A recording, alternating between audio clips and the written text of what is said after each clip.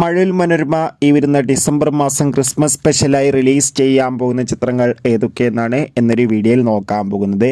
അതിൽ ഒന്നാമത്തെ ചിത്രമാണ് കനകരാജ്യം എന്ന ചിത്രത്തിൻ്റെ സാറ്റലൈറ്റ് അവകാശങ്ങൾ ഇപ്പോൾ മഴവിൽ മനോരമ സ്വന്തമാക്കിയിട്ടുണ്ട്.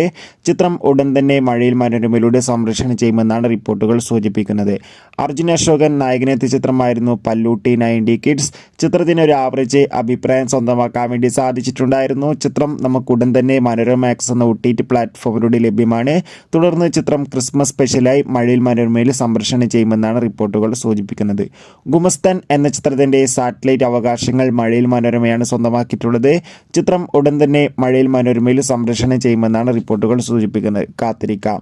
സുരാജ്, ബാബു ആന്റണി എന്നൊക്കെ പ്രധാന കഥാപാത്രങ്ങളായെത്തിയ ചിത്രമായിരുന്നു മദനോത്സവം. ചിത്രം ഉടൻ തന്നെ ആമസോൺ പ്രൈം വീഡിയോസിലൂടെയും മനോരമാക്സിലൂടെയും OTT റിലീസ് ചെയ്യും. എന്തായാലും കാത്തിരിക്കാം കൂടുതൽ അപ്ഡേഷൻ അറിയാൻ വേണ്ടി. ധ്യാൻ ശ്രീനിവാസ്, സണ്ണി വെയിൻ എന്നൊക്കെ പ്രധാന കഥാപാത്രങ്ങളായെത്തിയ ചിത്രമായി ത്രയം. ചിത്രം ഉടൻ തന്നെ മനോരമാക്സ് എന്ന OTT പ്ലാറ്റ്ഫോമിലൂടെ OTT റിലീസ് ചെയ്യുകയും തുടർന്ന് നമുക്ക് മഴവിൽ മനോരമയിൽ ആസ്വദിക്കാൻ വേണ്ടി സാധിക്കും. ചിത്രവും മിക്കവാറും ക്രിസ്മസ് സ്പെഷ്യലായിട്ടായിരിക്കും സംപ്രേഷണം ചെയ്യുക. ഗിരീഷ് ഏഴിയുടെ സംവിധാനത്തിൽ നെസ്ലി നായകനെത്തിയ ചിത്രമായിരുന്നു അയാം കാതലൻ. ചിത്രത്തിൻ്റെ സാറ്റലൈറ്റ് അവകാശങ്ങൾ ഇപ്പോൾ വിറ്റുപോയിരിക്കുകയാണ്. മഴവിൽ മനോരമയാണ് സാറ്റലൈറ്റ് അവകാശങ്ങൾ സ്വന്തമാക്കിയിട്ടുള്ളത്.